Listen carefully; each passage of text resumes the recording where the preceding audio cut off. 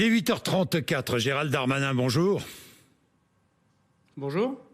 Vous êtes ministre des Comptes publics. Le 11 donc, déconfinement, dans une semaine, nous sommes le 4. Est-ce que la date pourrait être repoussée ? Nous faisons tout pour que le 11 mai soit le début du déconfinement, un déconfinement progressif. Mais nous l'avons dit à plusieurs voix, le Premier ministre l'a évoqué, si autour du 7 mai nous nous apercevons que le nombre de personnes en réanimation, que le nombre de personnes qui rentrent à l'hôpital public ne continue pas à diminuer et au contraire augmente, cette date peut être effectivement, comme a dit le ministre de la Santé, reportée. Mais tout est fait pour que le 11 mai soit la date du début du déconfinement.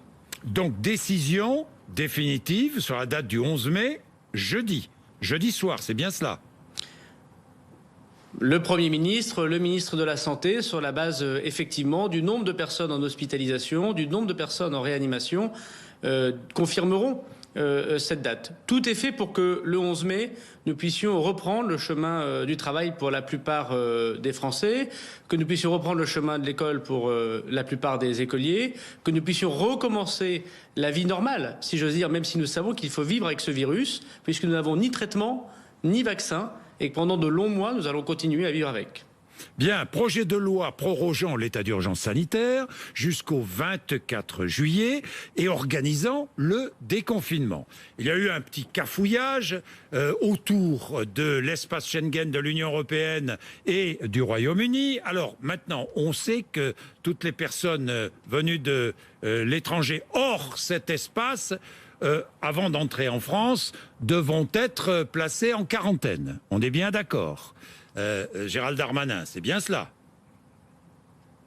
Il y aura effectivement un décret pris par le ministre des Affaires étrangères qui va notamment cibler les zones dehors de l'espace Schengen, grosso modo en dehors de l'Europe, pour faire extrêmement vite, qui effectivement pourra mettre en quarantaine les Français comme les citoyens étrangers qui arrivent sur le territoire national. Mais pardon, Monsieur Bourdin, ça n'a rien d'original. Depuis le mois de janvier, c'est le cas. Depuis le mois de janvier, qu'est-ce qu'ils ont fait, notamment les Français qui revenaient de Wuhan? Ils ont été mis, vous vous en rappelez sans doute, en quarantaine. En Outre-mer, c'est le cas. Si vous êtes parisien et que vous allez en Outre-mer, vous devez passer par une quarantaine lorsque vous arrivez dans un territoire pourtant français pour éviter effectivement les contaminations. Donc ça n'a rien de très original. Non, ça n'a rien de très original, mais il y a eu cafouillage, Gérald Darmanin, puisque dans un premier temps, on nous disait que les citoyens venus de pays de l'Union européenne, du Royaume-Uni, de l'espace Schengen, devaient être placés en quarantaine. Bon, en plus, l'Élysée a rectifié parce que je voudrais qu'on pense, et peut-être qu'on avait oublié qu'il y a des Français qui vont travailler dans l'espace Schengen, qui sont frontaliers et qui rentrent ou qui sortent tous les jours. Bien, passons à autre chose. C'est pas moi qui vais les oublier, oui. Vous savez... Monsieur Bourdin, c'est pas moi qui vais les oublier. Vous savez que je suis élu du Nord et singulièrement de Tourcoing, qui est une ville frontière avec la Belgique, et que je connais de milliers de personnes entre la France et la Belgique qui vont travailler. Donc je voudrais rassurer les transfrontaliers, ils pourront continuer à vivre et à travailler en dehors des frontières, entre la France et la Belgique, entre la France et d'autres pays, mais en dehors de l'espace Schengen, notamment lorsque vous prenez un avion ou un bateau, que vous venez de Chine, que vous venez des États-Unis, que vous venez d'Afrique, vous pourrez être soumis à ces mesures de quarantaine. Est-ce que le gouvernement pourrait revenir sur la décision d'ouvrir les écoles à partir du 12 mai ? Vous avez vu cette pétition lancée par l'association des maires d'Île-de-France. Enfin, cette pétition, c'est pas une pétition, c'est une lettre, et de nombreux maires qui demandent, parmi ces maires, Anne Hidalgo, qui demande à Emmanuel Macron de repousser la réouverture des écoles. Est-ce que cette réouverture sera repoussée ? Mais tous les maires ne le demandent pas. Pardon de vous le dire, Monsieur Bourdin, vous avez devant vous un élu municipal. À Tourcoing, les écoles vont réouvrir le 12 mai. Le 11 mai pour les professeurs, le 12 mai pour les élèves. Ce qu'a voulu faire le président de la République, d'abord sur la forme, c'est le volontariat. Volontariat des parents. Vous pouvez mettre, si vous le souhaitez, vos enfants à l'école. Volontariat des communes. Les communes peuvent accompagner l'ouverture de ces écoles si elles le souhaitent. Donc c'est basé sur le volontariat. Il n'y a pas de décision unilatérale de l'État. C'est sûr que le maire connaît bien son territoire, connaît bien le fonctionnement de ces écoles, est en relation directe avec les directeurs et les directrices d'école. Mais pourquoi on fait la réouverture des écoles? C'est la seule question qu'un élu, que nous devons nous poser collectivement. Moi, je pense que c'est une grande mesure d'impératif social.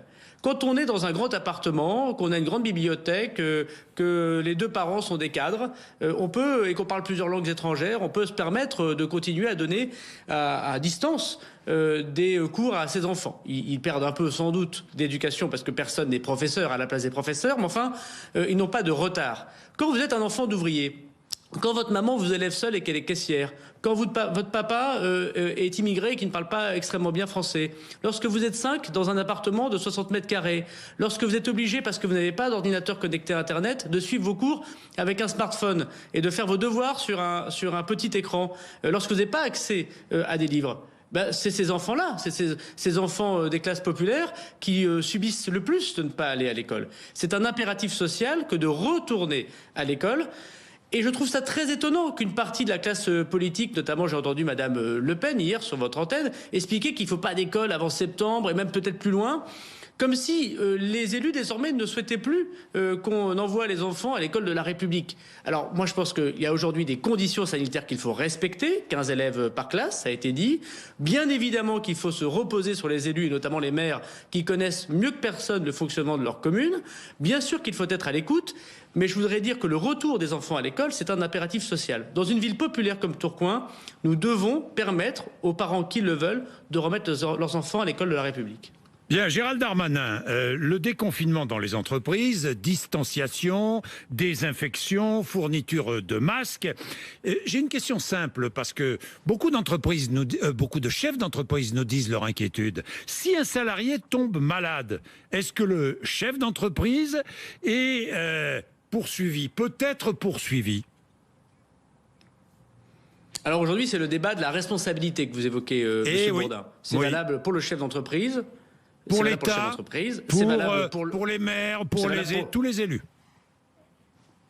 C'est valable pour les directeurs d'administration, effectivement, c'est valable pour tous ceux qui ont la responsabilité des agents, des salariés qui sont sous leur responsabilité. Alors aujourd'hui, si je prends par exemple le cas des élus, il y a déjà une loi qui existe, qui s'appelle la loi Fauchon, et qui évoque le fait que si quelqu'un, de manière délibérée, fait quelque chose qui met en cause la vie d'un agent, évidemment, il peut être poursuivi. Le Premier ministre, il a entendu la demande supplémentaire, si j'ose dire, des élus de France, de pouvoir corriger cela, de le compléter, notamment parce que nous ne savons pas toujours les étendues de la science et que il est évident que quelqu'un peut prendre une décision qui, dans demain ou après-demain ou après-après-demain, pourrait faire naître des contentieux. Il faut pouvoir protéger ceux qui sont effectivement en responsabilité et qui prennent la responsabilité de faire travailler un certain nombre de personnes. Donc le Premier ministre a dit qu'il entendrait cette demande des employeurs comme des élus locaux. Il s'exprime cet après-midi au Sénat. Je pense qu'il faudra être attentif à son discours. Je voudrais par ailleurs dire que pourrait-il annoncer Que pourrait-il annoncer Je laisse le Premier ministre le soin d'annoncer les choses, sinon ça ne sert à rien qu'il fasse un discours devant le Sénat. Mais pour répondre complètement à votre question sur les employeurs, c'est pas tout à fait la même chose que pour les élus locaux. Aujourd'hui, l'employeur, il a un devoir de moyens. Vous avez vu qu'il y a des guides qui sont faits par le ministère du Travail, le ministère de l'Économie, notamment le port de masque lorsqu'on ne peut pas, quand on est salarié, avoir plus d'1 mètre carré autour de soi de libre, le gel hydroalcoolique lorsqu'on va rentrer chez dans une salon de coiffure, et j'imagine dans n'importe quel commerce, à disposition dès qu'on rentre. Enfin bref, il y a des obligations pour l'employeur qui doit mettre en place, qui est la condition de sa réouverture. C'est ce qu'on appelle une obligation de moyens. Et en droit, il n'y a pas d'obligation de résultat. Voilà. Donc c'est ce qui distingue peut-être la responsabilité du fait de quelqu'un qui doit mettre en circonstances d'ouverture un certain nombre de dispositifs mis en place, discuter avec les syndicats et les fédérations professionnelles, mais il ne peut pas garantir que 100% évidemment des personnes qui travaillent sous son autorité n'attrapera pas le Covid-19. Il faut limiter au maximum. Mais cette question de la responsabilité se pose et je pense que le discours du Premier ministre cet après-midi aura l'occasion de répondre à ces interrogations.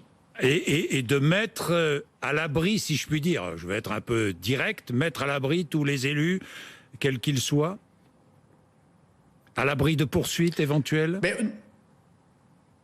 Mais il faut entendre ce que dira le Premier ministre et en discuter avec les chambres. Vous savez, c'est d'abord une disposition législative. C'est pas une décision que prend le gouvernement comme ça tout seul. Donc il faudra en discuter sans doute, évidemment, avec le Parlement, en discuter avec les associations d'élus. Quand on est élu, on est responsable. Quand on est maire, on est responsable. Mais il est effectivement normal de ne pas être responsable de quelque chose qu'on ne peut pas maîtriser. N'importe qui, aujourd'hui, évidemment, constate si je vous comprends bien, les élus évoluent. y compris les médecins. Les élus c'est les seront mis employeurs en général, hors monsieur responsabilité. C'est ce que je comprends bien. Non mais Monsieur Bourdin, c'est la réponse à apporter aux inquiétudes des employeurs en général. C'est le cas des directeurs d'administration, c'est le cas des patrons d'entreprise, c'est le cas de patrons d'associations. Une association, elle a des employés. Le président de l'association, souvent qui est bénévole, il est dans le même cas que le maire. Et la question est de savoir comment on peut aider ces employeurs à prendre leurs responsabilités, parce qu'il faut que les gens retournent au travail, garantir la santé des agents du service public qui sont sous l'autorité d'un maire ou des salariés qui sont sous l'autorité d'un chef d'entreprise, et en même temps, en effet, ne pas faire porter une épée de Damoclès au-dessus de ses employeurs. Bien, Gérald Darmanin, la récession, où en est-on ce matin ? Aujourd'hui, vous savez, la France, elle essaie d'être transparente. Et c'est d'ailleurs la condition pour laquelle la confiance existe avec notamment ceux qui lui prêtent de l'argent. Et nous mettons, à chaque fois que nous avons de nouvelles informations, qu'il s'agisse de la Commission européenne ou de la Banque de France, les chiffres qui correspondent à ces évaluations. Vous avez vu que nous avons corrigé notre budget avec Bruno Le Maire et nous avons évoqué une récession extrêmement forte à moins 8%. Est-ce qu'elle sera plus importante ? Peut-être. On ne le sait pas encore. Moins 10, est-ce que nous perdrons encore moins plus 10. de recettes fiscales ? On parle de moins 10%. Mais je peux pas... Oui. Mais on parle de beaucoup de choses et nous verrons bien. Et pardon, Monsieur Bourdin, mais ça change tous les jours. Pas grand-chose. Donc ce qui est certain, c'est que nous avons une date de la reprise d'activité plus forte, qui est celle du 11 mai. Nous souhaitons que ce déconfinement, les Français, le plus possible, retournent au travail, ou continuent le télétravail, mais bref, produisent, envoient des services aux clients qu'ils ont. Nous souhaitons que le service public redémarre le plus rapidement possible, parce qu'effectivement, la fin du confinement, c'est le retour, nous l'espérons, à une activité économique plus normale. Elle ne sera pas tout à fait normale, mais plus normale. Parce que le confinement, il a aussi des défauts. Il a sauvé beaucoup de vies. C'était une très grande décision, une belle décision, mais il a aussi des défauts. Et ces défauts, on l'a dit, il y a un défaut éducatif pour les enfants, un défaut sanitaire, plein de gens qui ne vont plus voir leur médecin aujourd'hui pour d'autres questions que le Covid, et donc il y a des questions sanitaires qui se posent, et il y a aussi des conséquences économiques, et donc des conséquences sociales. Et l'économie, c'est aussi la vie. Voilà, mais... Oui, bien sûr, mais l'État va aider Renault, l'État va aider Air France, on est d'accord, 7 milliards d'euros, je crois. Est-ce que l'État va aider la SNCF ? Oui, l'État va aider la SNCF, d'abord parce que l'État en est l'actionnaire. Vous savez, l'État aide déjà la SNCF. Je viens d'écouter la chronique de Monsieur Dose. Pardon de le dire, il a dit des choses pas tout à fait vraies. L'État est déjà au rendez-vous de la SNCF. Qu'est-ce qu'elle fait l'État ? L'État, il a pris en charge l'activité partielle. C'est-à-dire, il paye les salaires à la place de la SNCF. Qu'est-ce qu'on a fait pour plus de 11 millions de salariés ? Un salarié sur deux, Monsieur Bourdin. Aucun pays n'a fait ça autour de nous. Aucun pays n'a fait ça. Nous avons payé, nous l'État, c'est-à-dire nous les Français, nous avons payé les salaires à la place des entreprises, à la place des opérateurs comme la SNCF. Et donc nous avons sauvé de la faillite des dizaines de milliers d'entreprises et garanti le salaire des Français. Mais Gérald Darmanin, pour aller vite, l'État va aider la SNCF à quelle hauteur ? À quelle hauteur ? On ne le sait pas encore. Mais on ne le sait pas encore. Comment voulez-vous savoir une chose pareille ? Nous ne savons pas quelle est la première question que vous m'avez posée, c'est est-ce que le 11 mai serait une vraie date ? Vous voyez bien qu'il y a déjà une incertitude sur la reprise. Donc, comment on va devoir imposer à la SNCF de reprendre son activité ? Y aura-t-il des conditions sanitaires ? Sans doute, à la reprise des trains de banlieue, des trains régionaux, des TGV. La clientèle internationale ne sera sans doute pas là avant un certain temps, notamment pour les transports, et beaucoup de gens prennent le TGV quand on est de la clientèle internationale. Nous ne connaissons pas encore le trou que la SNCF va connaître. Mais ce que je peux vous dire ce matin, c'est que l'État sera au rendez-vous de la grande compagnie nationale. Bien, l'État sera au rendez-vous, va aider. Donc, juste une parenthèse, est-ce que l'aéroport d'Orly restera fermé jusqu'à l'automne ? Écoutez, j'ai lu effectivement que l'aéroport de Paris avait pris la décision de ne pas réouvrir avant septembre. En tout cas, c'est la prévision. Vous savez, il y a grosso modo moitié moins d'avions qui volent dans le monde et à peu près 70% d'avions en moins qui volent en France. Donc on voit bien que l'aéronautique connaît une difficulté extrêmement forte, d'où le plan de sauvetage de 7 milliards d'euros de notre compagnie nationale Air France. Donc il est assez normal, effectivement, que les zones aéroportuaires retrouvent, si je veux dire, une dimension... encore une fois normale, mais que plus tard, après le 11 mai. Il y aura un troisième projet de loi de finances rectificative, j'imagine, Gérald Darmanin, dans quelques jours ou quelques semaines. On va être pragmatique, M. Bourdin. On va être pragmatique. Aujourd'hui, il n'y en a pas. Il n'y en a pas de prévu parce que les 110 milliards que nous avons débloqués avec Bruno Le Maire à la demande du président de la République suffisent pour répondre aux interrogations des indépendants, pour répondre aux charges. On a aujourd'hui 17 milliards d'euros de charges qui ont été reportées. Et je vais vous faire une annonce ce matin. Ce sera encore le cas au mois de mai. Il y a potentiellement 23 milliards d'euros de charges que payent les entreprises, alors même qu'on va reprendre le 11 mai. Nous allons garder, y compris pour l'échéance du 15 mai, la possibilité du report de charges pour les entreprises qui sont en difficulté. Alors justement, je m'arrête là-dessus, Gérald Darmanin, c'est très important pour les entreprises. Quels sont les reports de charges que vous prolongez ? Tous les reports de charges sont faits pour toutes les entreprises qui sont en difficulté. Il suffit qu'elles demandent aux URSSAF. Alors le 20 du mois, vous savez, c'est les indépendants, les très petites entreprises. Là, c'est automatique. Ils n'ont rien à faire. Tous les indépendants, depuis le mois de mars, connaissent un report automatique de leurs charges. Et puis pour les petites entreprises de moins de 50 salariés, comme pour celles de plus de 50 salariés, les PME ou les grosses entreprises, ils doivent demander aux URSSAF le report de charges. C'est très facile. Il n'y a pas de technocratie particulière. Et ils peuvent donc reporter à plus tard leurs charges sociales, quand bien même ils auraient réouvert. Je pense que c'est un bol d'air extrêmement important. Et puis vous avez vu, jusqu'à quand le report de charges ? Jusqu'à quand les reports de charges ? Écoutez, pour l'instant, vous savez, les charges, elles se payent chaque mois. Donc pour l'instant, nous avons depuis le mois de mars fait ce report de charges, alors que nous reprenons à partir du 11 mai l'activité entre guillemets normale. Avec le déconfinement, nous acceptons encore les reports de charges au mois de mai. Nous verrons bien s'il faut le faire encore au mois de juin pour une partie des entreprises. Il faut être très pragmatique. L'État, il a cassé la tirelire, il a creusé sa dette pour sauver de la faillite des dizaines de milliers d'entreprises, pour aider des millions de salariés. Il ne va pas faire de la comptabilité bête et méchante au mois de mai ou au mois de juin, après avoir fait tout ce travail de dette, malheureusement, et d'argent public. Donc report de charges mai et juin. Non, report de charge au mois de mai, Monsieur Bourdin. Nous verrons bien l'activité économique du mois de mai et nous serons très pragmatiques à la demande du Premier ministre et du Président de la République pour voir si nous continuons un certain nombre d'aides. Il faut être pragmatique. Bien, par ailleurs, pragmatique, je le suis aussi. Report de la TVA ? Non mais attendez quelques instants, parce que morceau avalé n'a plus de goût pour les journalistes, comme disait ma grand-mère. Je voudrais quand même souligner la décision qu'a prise le président de la République, qui n'a pas d'historique dans l'histoire de la République depuis la protection sociale, qui a été d'annuler, pas simplement reporter, Monsieur Bourdin, d'annuler les charges du 15 mars au 15 juin pour tout le secteur de l'hôtellerie, pour tout le secteur de la restauration, pour les arts et spectacles, le monde de la culture, pour une partie du monde du sport, notamment ceux qui ont de plus grandes difficultés. Pour le tourisme, ces annulations pures et simples de charges n'ont jamais existé. Et je vais les mettre en place puisque je suis le ministre des URSSAF. Et cette décision historique, elle va aider les entreprises de France, et notamment les restaurateurs, notamment le monde de la culture, à pouvoir reprendre dans des conditions acceptables. Est-ce que les baisses d'impôts seront retardées ? Moi, je pars du principe, Monsieur Bourdin, et je crois que c'est le cas de tout le gouvernement, que ce n'est pas en augmentant les impôts ou en différant des baisses d'impôts qu'on va relancer l'activité. On voit bien que l'augmentation de la fiscalité, ou la peur que nous augmentions la fiscalité, c'est ce que doivent penser des Français, d'où viennent ces milliards, va falloir qu'on les rembourse, moi j'entends ça aussi, on va se faire avoir et l'année prochaine ils vont augmenter les impôts.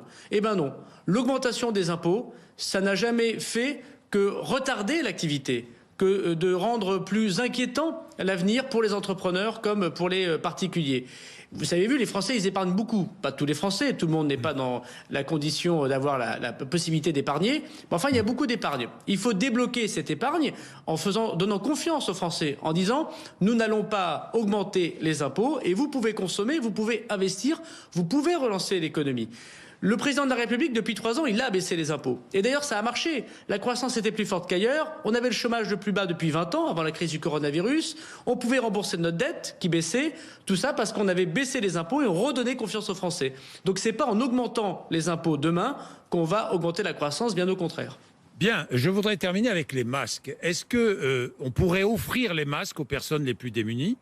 Première question. Deuxième question, est-ce que l'on pourrait rembourser les masques, demander à la sécurité sociale de rembourser les masques? Oui ou non, Gérald Darmanin? Bon, d'abord, on a fixé un prix pour les masques chirurgicaux, 95 centimes. Oui. Les Français sont assurés que ces masques n'augmenteront pas, il n'y aura pas d'inflation des prix.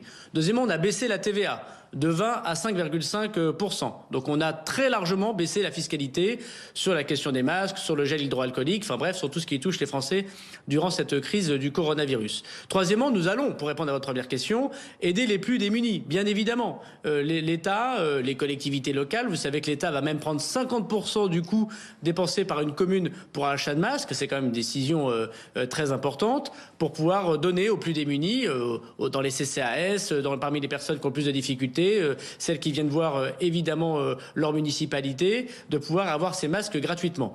Donc vous voyez, les masques, ils sont gratuits ou quasi gratuits. Voilà. Et aujourd'hui, dans les officines de pharmacie, dans la grande distribution, et puis dans la distribution que font les collectivités locales, et on peut les remercier pour tout le travail de soutien qu'ils font avec l'État pour répondre aux interrogations de nos concitoyens, eh ben, il y aura une distribution massive de masques. Donc je crois que l'État a été au rendez-vous. Je voudrais d'ailleurs dire que j'entends ici ou là des attaques sur les douanes, que vous savez, qui sont des agents de mon administration. Ces douaniers, ils font un travail extraordinaire, dans des conditions très difficiles. Ils bossent jour et nuit, mais qui ont été débordés, notamment. Ils ont eu plus de 25 000. Non, il n'y a pas de débordement, monsieur Bourdin. Trois semaines pour dédouaner des masques, par exemple. Non, mais c'est faux. Je vais vous dire pourquoi c'est faux. D'abord, l'essentiel des masques, c'est en moins d'une journée. Voilà, le dédouanement. Et puis, pour 5% des cas, ça met plusieurs jours. Pourquoi? Qu'est-ce qu'ils font, les douaniers? Ils contrôlent la qualité de la marchandise. Et qu'est-ce qui se passerait s'ils ne contrôlaient pas la qualité des marchandises? N'importe quel malfaisant d'un autre pays qui voudrait faire venir en France des masques et arnaquer, parce qu'il y a des arnaques, monsieur Bourdin, dans cette situation terrible du coronavirus, faire passer des masques qui ne protégeraient pas, ce seraient les douaniers qui seraient responsables, et vous distribueriez dans les hôpitaux publics, vous distribueriez auprès des Français des masques qui en fait ne protègent de rien. Et il y a des contrefaçons partout, y compris dans le masque ou dans le gel hydroalcoolique. Et c'est normal que les douaniers contrôlent la marchandise que l'on donne aux Français. Et je vais vous dire, moi je les remercie de leur travail très important, ils ont raison de contrôler. Il ne faut pas confondre vitesse et précipitation. Nous arrêtons tous les jours des cargaisons de masques qui laissent passer le virus. Ce serait la pire des solutions que de voir que ces masques ne protègent personne. Merci Gérald Darmanin d'avoir accepté de répondre à nos questions sur RMC et BFM TV. Il est 8h56.